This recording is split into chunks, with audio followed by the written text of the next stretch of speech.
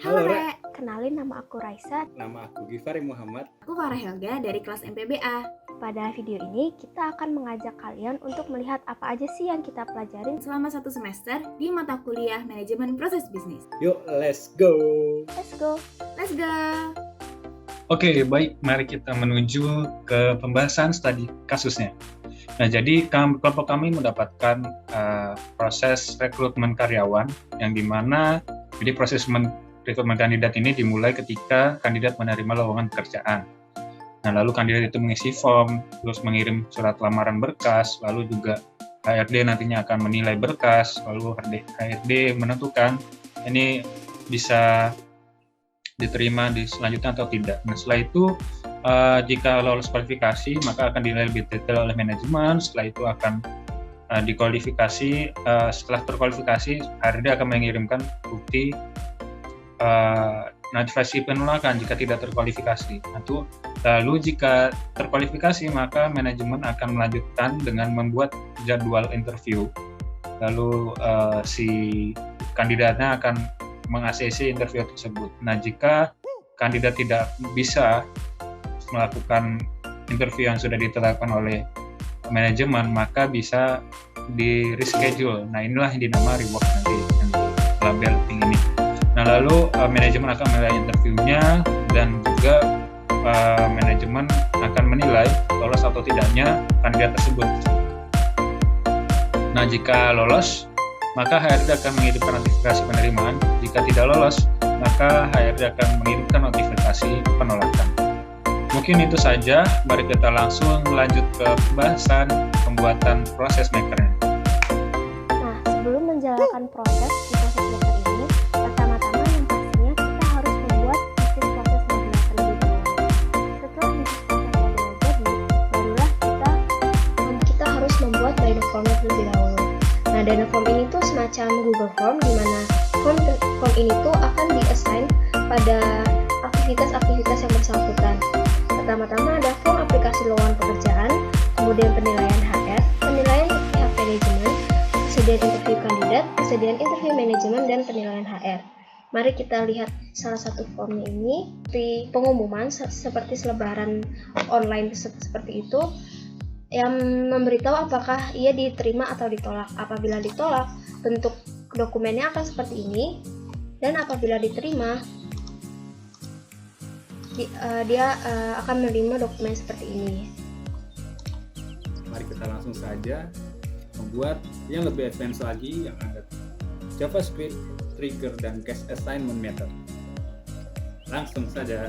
Nah, kita bakal nambahin yang advance nih, yakni bakal nambahin JavaScript, lalu ada trigger, sama nantinya ada case assignment method. Nah, JavaScript ini bergunanya untuk memberikan notifikasi kepada user tersebut. Nanti ada pop-up box di atas kayak gini, kecil seperti itu.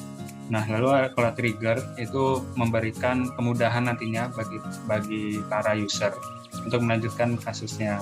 Nah, lalu ada case assignment method yang dimana ini juga pada intinya adalah memudahkan user untuk membuat proses yang secara lebih simple dan ringkas seperti itu. Nah, lanjut yang pertama, yakni membuat JavaScript.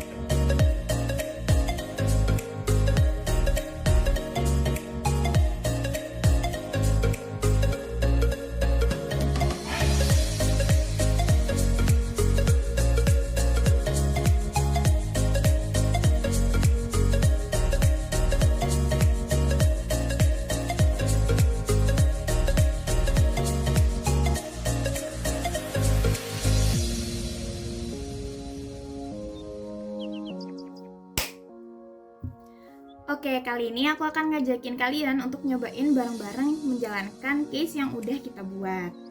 Nah, ini karena skenario-nya kan nanti akan ada macam-macam. Jadi kita akan coba dulu yang sunny day. Karena case-nya ini adalah rekrutmen karyawan, maka kita akan jalankan sampai kita dapat output positif, yaitu kandidat lolos sebagai karyawan. Jadi pertama, kita login dulu sebagai kandidat, yaitu Markona.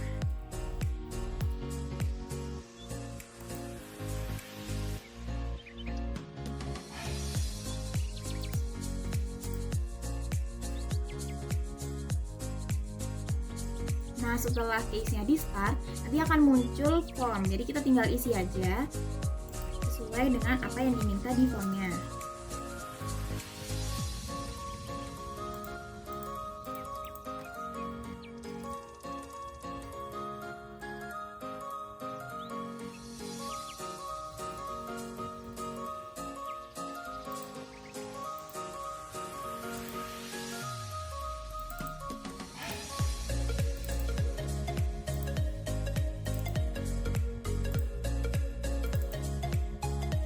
Kalau udah selesai diisi, tinggal kita klik submit.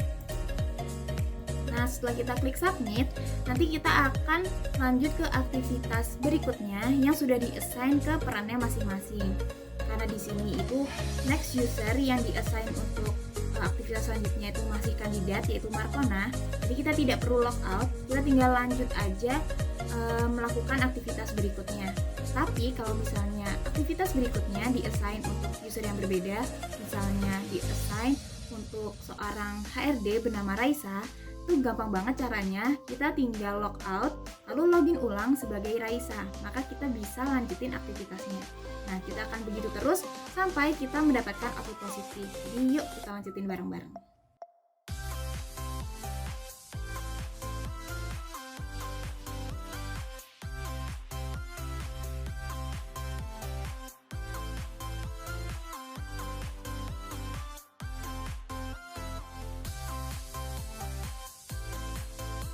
Oke, jadi kita udah sampai ke output yang kita inginkan nih. Di sini ada pemberitahuan penerimaan, yaitu pemberitahuan penerimaan kandidat, dan udah ada file di mana isinya adalah surat pemberitahuan penerimaan. Jadi kita coba buka aja filenya.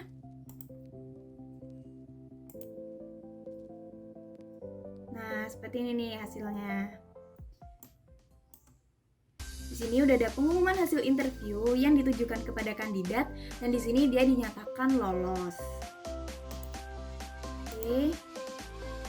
Kalau begitu kita langsung next step. Dan proses untuk yang Sunny Day sudah selesai. Kita bisa klik finish. Oke, nah sekarang kita akan coba nih, kalau misalnya dia nggak lolos gimana? Oke, kita coba start case yang baru.